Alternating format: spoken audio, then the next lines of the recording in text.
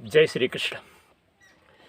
सुंदर देहिया देखी भुलाना, सिर पे नाचत काल बली, गुजरी जिंदगानी जात चली, गुजरी जिंदगानी जात चली।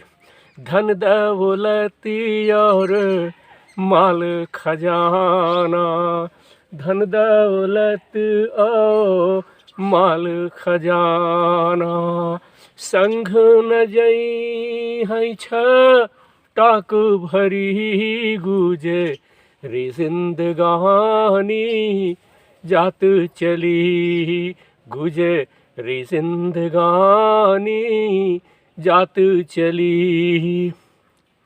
मातु पिता तोरे संग न जई हैं, मातु पिता तोरे संग न जई हैं, संग न जई हैं तोहरी नारी लली, गुजरी जिंदगानी जात चली, गुजरी जिंदगानी जात चली।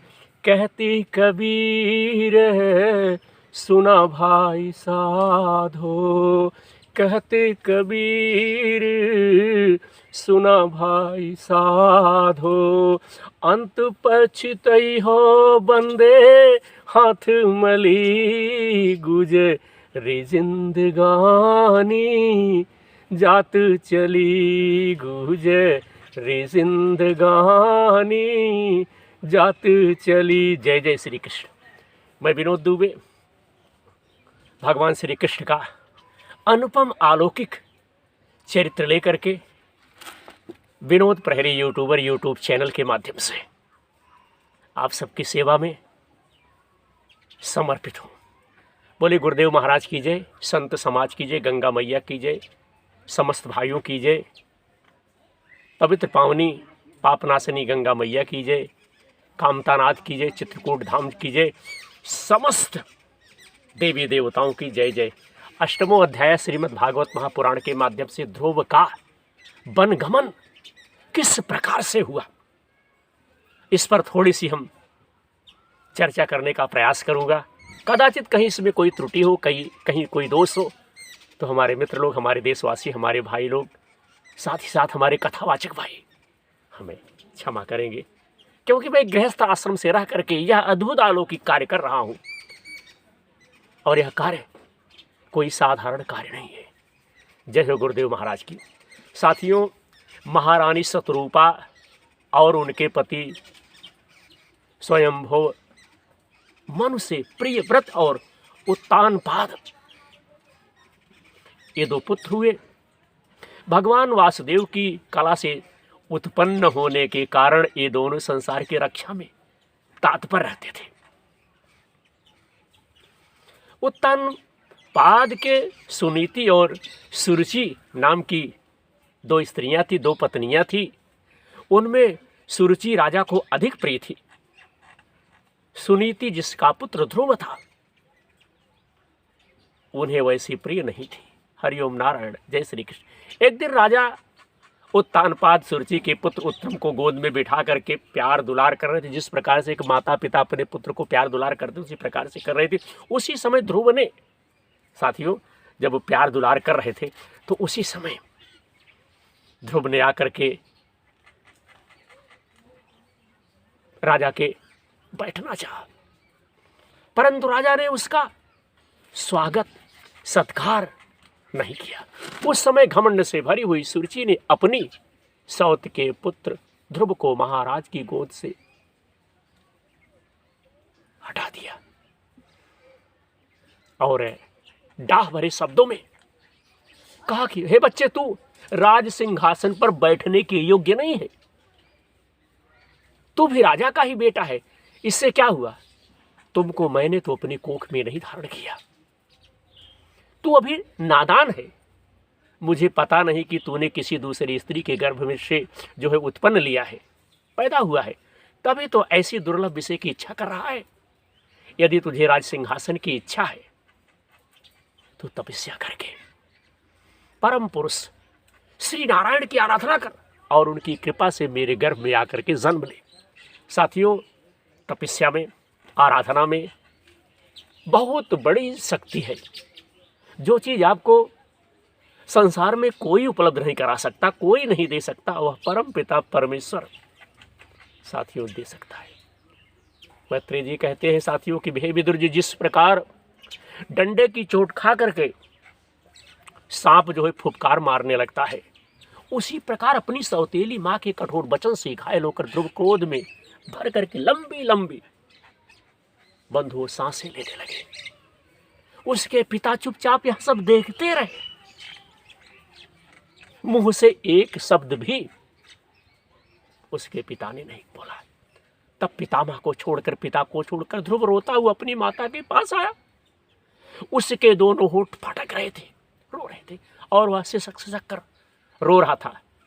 सुनीति ने बेटे को गोद में उठा लिया और जब महल के दूसरे लोगों से अपनी सौत सुरुचि की कही हुई बातें सुनी, तब उसे भी बड़ा दुख हुआ। उसका धीरज जो था टूट गया। वह दावानल में जली हुई बेल के समान शोक से संतप्त होकर मुरझा गई तथा विलाप करने लगी, रोने लगी। सौत की बातें याद आने से उसके कमल सरीखे नेत्रों में आंसू भर आए कि हमारी सौत ने हमारे पुत्र का इस प्रकार से तिरस्कार किया, अपमान किया।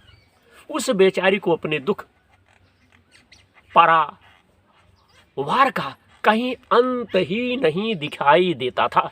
उसने गहरी सांस लेकर के ध्रुव से कहा कि हे बेटा, तू दूसरों के लिए किसी प्रकार के अमंगल की कामना मत कर। जो अच्छे लोग होते हैं, अगर अगर कहीं तिरस्कार हो जाए, अपमान हो जाए, तो वह दूसरे का अमंगल नहीं चाहते। उसी प्रकार से उनकी माता कह रही कि तू मत कर। जो मनुष्य दूसरों को दुख देता है, उसे स्वयं ही उसका फल भोगना पड़ता है बंधु। और यह सत्य है, क्योंकि महाराज को मुझे पत्नी तो क्या दासी स्वीकार करने में भी लज्जा आती है। तूने मुझ मंदभागिनी के गर्भ से ही जन्म लिया है और मेरे ही दूध से तू पला है। ध्रुव की माता ने कहा साथियों, ध्रुव की माता ने कहा बेटा, उनकी माता ने कहा कि हे बेटा, सुरचिरी तेरी सौतेली मां होने पर भी बात बिल्कुल ठीक कही है। अतः यदि राजकुमार उत्तम के समान राज सिंहासन पर आप बैठना चाहते हैं तो देश भाव छोड़ करके उसी का पालन कर। बस श्री अधोज भगवान के चरण कमलों की आराधना में लग जा। संसार का पालन करने के लिए सत्गुणों को अंगीकार करने वाले उन श्री हरि के चरणों की आराधना करने से ही तेरे परम दादा श्री ब्रह्मा जी को वह सर्वश्रेष्ठ पद जो है प्राप्त हुआ है, जो मन और प्राणों को जीतने वाले मुनियों के द्वारा भी वंदनीय है। इसी प्रकार तेरे दादा स्वयंभू मनु ने भी बड़ी बड़ी दक्षिणाओं वाले यज्ञों के द्वारा अनन्य भाव से उन्हीं भगवान की आराधना की थी। इस प्रकार से साथियों कह करके मैत्रेय जी फिर कहते कि माता, सुनीति ने तो जो वचन कहे, जो बात कहे, वह अभिष्ट वस्तु की प्राप्ति का मार्ग दिखाने वाले थे। अतः उन्हें सुनकर ध्रुव ने साथियों क्या किया, जब माता ने इस प्रकार से कहा तो ध्रुव ने क्या किया, अपने चित्त का समाधान किया ध्रुव ने। इसके बाद वह पिता के नगर से निकल पड़े भैया, यह समाचार सुनकर। और ध्रुव क्या करना चाहते हैं इस बात को जानकर नारद जी वहाँ उपस्थित हुए। उन्होंने ध्रुव के मस्तक पर अपना पाप नाशक कर कमल फेरते हुए मन ही मन विस्मित होकर के उन्होंने कहा, हरिओम। अहो, क्षत्रियों का कैसा अद्भुत तेज है, वे थोड़ा सा भी मान भंग नहीं सह सकते, क्रोधित हो जाते हैं। देखो अभी तो यह नन्हा सा बच्चा है, तो भी इसके हृदय में सौतेली माता के कटु वचन जो है घर कर गए हैं। तत्पश्चात नारद जी ने ध्रुव से कहा, हे बेटा, अरे अभी तो तू बच्चा है, खेल कूद में ही मस्त रहता है, अभी बच्चा हो। हम नहीं समझते कि इस उम्र में किसी बात से तेरा सम्मान या अपमान हो सकता है। यदि तुझे मानापमान का विचार ही हो तो हे बेटा, असल में मनुष्य के असंतोष का कारण मोह के सिवा और कुछ नहीं है। हरिओम। संसार में मनुष्य अपने कर्मानुसार ही मान अपमान या सुख दुख आदि को प्राप्त करता है। हे तात, भगवान की बड़ी बड़ी अद्भुत अलौकिक विचित्र लीलाएं हैं। इसलिए उस पर विचार करके बुद्धिमान पुरुष को चाहिए कि वह दैववश उसे जैसी ही परिस्थिति का सामना करना पड़े उसी में संतुष्ट रहे। हरिओम नारायण। अब माता के उपदेश से तू योग साधना द्वारा जिन भगवान को प्राप्त करना चाहते हो, जिस भगवान को आप प्राप्त करना चाहते हो, करने के लिए जो है सोच रहे हो या चल पड़े हो या चलोगे, मेरे विचार से साधारण पुरुषों के लिए उन्हें प्रसन्न करना बहुत ही कठिन है। सब भगवान को प्रसन्न नहीं कर सकते। हरिओम नारायण। योगी लोग अनेकों जन्मों तक अनशक्त रहकर समाधि योग के द्वारा बड़ी बड़ी कठोर साधनाएं करते हैं, परंतु भगवान के मार्ग का पता नहीं पाते हैं। हरिओम नारायण। इसलिए तू यह सब व्यर्थ काट छोड़ दे और घर लौट जा। बड़ा होने पर जब परामर्श साधन का समय आवे तब उसके लिए प्रयत्न कर लेना, अभी मत करो। विधाता के विधान के अनुसार सुख दुख जो कुछ भी प्राप्त हो उसी में चित्त को संतुष्ट रखना चाहिए बंधु। योग करने वाला पुरुष मोहमय संसार से पार हो जाता है। मनुष्य को चाहिए कि अपने से अधिक गुणवान देखकर प्रसन्न हो, जो कम गुणवान हो उस पर दया करे और जो अपने समान गुणवान वाला हो उससे मित्रता का भाव रखे। यूं करने से उसे दुख कभी नहीं दबा सकता। ध्रुव ने कहा, जब इस प्रकार से देवादेव नारद ने कहा तो ध्रुव ने कहा कि हे भगवान, सुख दुख से जिनका चित्त चंचल हो जाता है उन लोगों के लिए आपने कृपा करके शांति का यह बहुत अच्छा उपाय बतलाए, परंतु मुझ जैसे अज्ञानियों की दृष्टि यहाँ तक नहीं पहुँच पाती। इसके सिवा मुझे घोर क्षत्रिय स्वभाव प्राप्त हुआ है। मत्रे जी कहते हैं कि ध्रुव की यह बात सुनकर भगवान नारद जी बड़े प्रसन्न हुए और उस पर कृपा करके इस प्रकार उपदेश नारद जी देने लगे। नारद जी ने कहा, हे बेटा, तेरी माता सुनीति ने तुझे जो कुछ बतलाया है वही तेरे लिए परम कल्याण का मार्ग है। साथियों, माता पिता जो मार्ग बताते हैं, राय देते हैं, परामर्श देते हैं, उसी से पुत्र और पुत्री का कल्याण होता है। भगवान वासुदेव ही वह उपाय है। इसलिए तो चित्त लगाकर उन्हीं का भजन कर। जिस पुरुष को अपने लिए धर्म अर्थ काम और मोक्ष रूप पुरुषार्थ की अभिलाषा, उसके लिए उसकी प्राप्ति का उपाय एकमात्र श्री हरि के चरणों का सेवन ही है। बेटा, तेरा कल्याण हो। नारद जी ने कहा कि बेटा, तेरा कल्याण हो। अब तो श्री यमुना जी के तटवर्ती परम पवित्र मधुबन को जा। वहां श्री हरि का नित्य निवास है। वहां श्री कालिंदी के निर्मल जल में तीनों समय स्नान करके नित्य कर्म से निवृत्त हो यथाविध आसन बिछाकर स्थिर भाव से बैठना। फिर रेचक, पूरक और कुंभक 3 प्रकार के प्राणायाम से धीरे धीरे प्राण और इंद्रियों को अपने वश में करना। भगवान के नेत्र और मुख का निरंतर चिंतन करते रहना। नारद जी भैया ध्रुव से सारी चीज़ें बता रहे हैं कि किस प्रकार से आप जो है सफल होंगे, किस प्रकार से आपको क्या करना है। नारद जी उनकी इस प्रकार से कह रहे, उनकी तरुण अवस्था है, सभी अंग बड़े सुडौल हैं, लाल लाल होठ और रत्नारे हैं। फिर नारद जी ने कहा, हे राजकुमार, इस ध्यान के साथ जिस परम गुहा मंत्र का जप करना चाहिए वह भी मैं आपको बतलाता हूँ, सुन। इसका 7 रात जप करने से मनुष्य आकाश में विचरने वाले सिद्धों का दर्शन कर सकता है। श्रीमद् भागवत महापुराण के माध्यम से 4th स्कंध। और वह मंत्र क्या है? वह मंत्र है ओम नमो भगवते वासुदेवाय।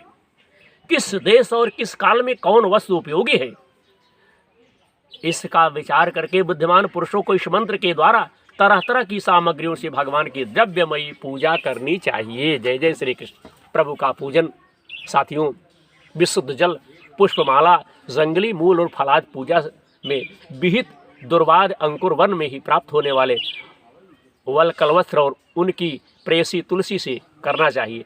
यदि शिला आदि की मूर्ति मिल सके तो उसमें नहीं तो पृथ्वी या जल आदि में ही भगवान की जो है पूजा करें।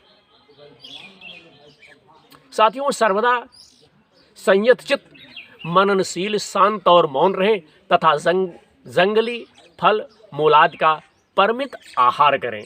इसके सिवा पूर्ण कीर्ति श्रीहरि अपनी अनिवार्यनीय माया के द्वारा अपनी इच्छा से अवतार लेकर जो जो मनोहर चरित्र करने वाले हैं उनका मन ही मन चिंतन करना चाहिए।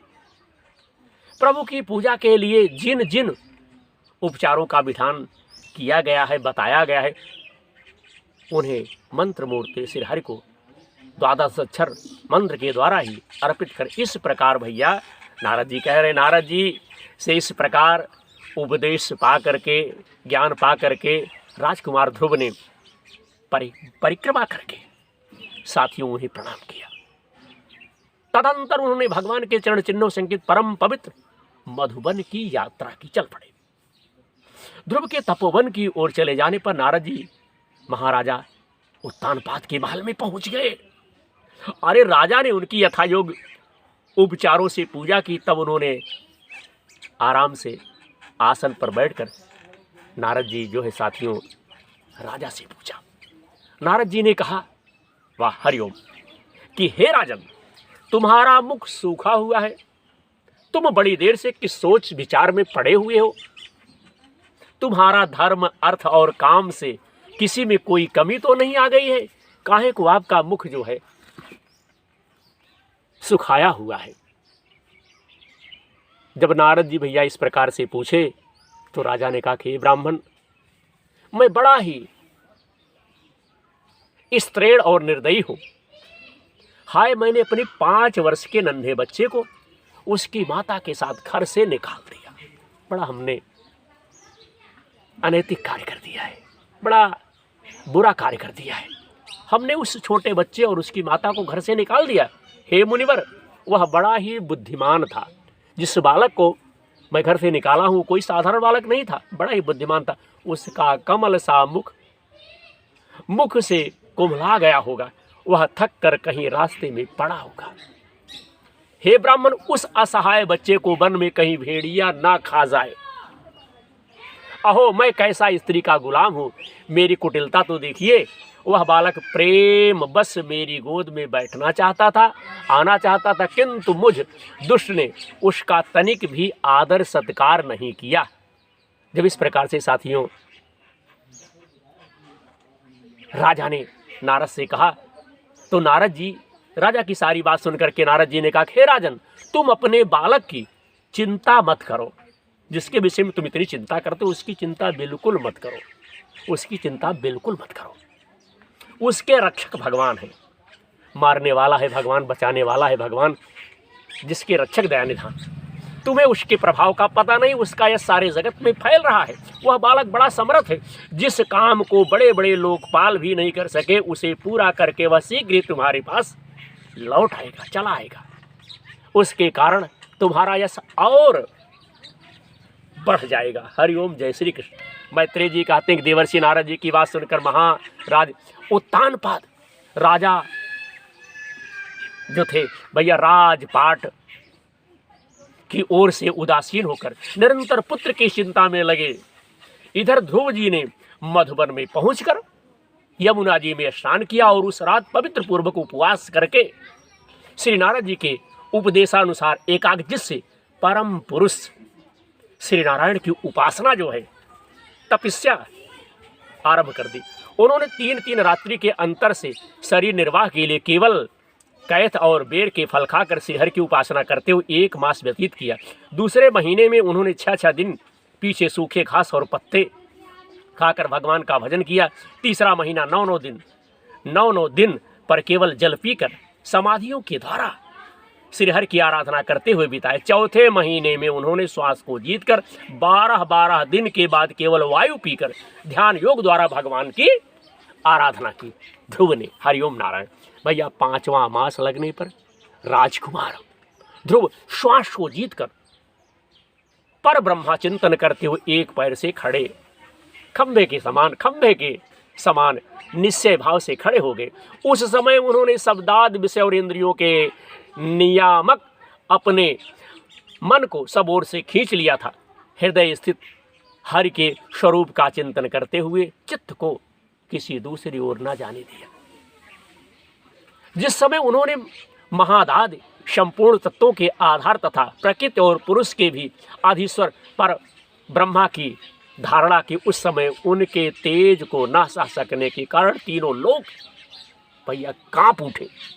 इस प्रकार से उन्होंने तपस्या की कि तीनों लोग जो है कांप उठे। जब राजकुमार ध्रुव एक पैर से खड़े हुए तब उनके अंगूठे से दबकर आधी पृथ्वी इस प्रकार झुक गई जैसे किसी गजराज के चढ़ जाने पर नाव पद पद पर दाईं बाईं ओर डगमगाने लगती है। जय श्री कृष्ण। ध्रुव जी अपनी इंद्रियों द्वारा तथा प्राणों को रोककर अनन्य बुद्धि से विश्वात्मा श्री हरि का ध्यान करने लगे। इस प्रकार उनकी तपस्या से बड़ा ही अद्भुत चमत्कार प्रारंभ हो गया। इससे समस्त लोक और लोकपालों को बड़ी पीड़ा हुई और वह सब घबरा कर श्री हरि के शरण में आ गए। जब ध्रुव ने बड़ी तपस्या की तो सब लोग बंधु क्या हुआ, घबरा करके भगवान की शरण में आ गए। देवताओं ने कहा कि हे भगवान, अरे समस्त अस्थावर जंगम जीवों के शरीर को प्राण एक साथ ही रुक गया है, ऐसा तो हमने पहले कभी अनुभव नहीं किया था। आप शरणागत की रक्षा करने वाले हैं, अपनी शरण में आए हुए हम लोगों को इस दुख से आप जो है छुड़ाइए। भगवान ने कहा कि हे देवताओं, तुम डरो मत। उत्तानपाद के पुत्र ध्रुव ने अपने चित्त को मुझ विश्वात्मा में लीन कर लिया है। इस समय मेरे साथ उसकी अभेद धारणा सिद्ध हो गई है। इसी से उनके प्राण निरोध से तुम सबका प्राण भी रुक गया है। अब तुम अपने लोक हो जाओ। मैं उस बालक को इस दुष्कर तप से निवृत्त कर दूंगा। भगवान ने कहा कि आप टेंशन मत रखिए, चिंता मत कीजिए। वह जो बालक कर रहा है बहुत ही बढ़िया कार्य कर रहा है और जिसलिए वह कार्य कर रहा है उसकी मनोकामना हम पूर्ण कर देंगे। तो साथियों, ये तो था श्रीमद् भागवत महापुराण के माध्यम से चतुर्थ स्कंद और 8वां अध्याय। मैं आपका भाई विनोद दुबे, विनोद प्रहरी यूट्यूब चैनल के माध्यम से समस्त भाइयों से निवेदन करता हूं कि धर्म के क्षेत्र में हमारी सहायता कीजिए, मदद कीजिए, सहयोग हमारा कीजिए, क्योंकि यह धर्म का कार्य हमारा नहीं सबका है। यही मैं आप लोगों से कहूँगा। अगले एपिसोड में, अगले भाग में हम अपने भाइयों को ध्रुव का वर पाकर घर लौटना, अगले एपिसोड में भगवान विष्णु ने किस प्रकार से, भगवान देवादिदेव ने उनकी कृपा से किस प्रकार से ध्रुव को जो है वर मिला, मनोकामना किस प्रकार से उनकी पूर्ण हुई, अगले एपिसोड में, अगले भाग में, चतुर्थ स्कंद के 9वें अध्याय में यह चर्चा हम करेंगे। कदाचित हमारी इस 8वें अध्याय में कहीं कोई दोष हो, कहीं कोई कमी हो, तो आप लोग हमें क्षमा कीजिएगा और अपना आशीर्वाद हमें प्रदान करिएगा। इसलिए कि सबका आशीर्वाद अगर मिल जाएगा तो एक दिन एक गागर जो है भर जाएगी। तो आपके हम आशीर्वाद की आशा करता हूँ। हमारे कार्यक्रम को देखने के लिए, हमारे कार्यक्रम से जुड़ने के लिए आप लोग यूट्यूब पे जा कर के सर्च कर सकते हैं विनोद प्रहरी यूट्यूबर। जी हाँ, विनोद प्रहरी यूट्यूबर, और सर्च करके अपना आशीर्वाद, अपना सहयोग, अपना विचार हमें शेयर कर सकते, दे सकते। जय श्री कृष्ण।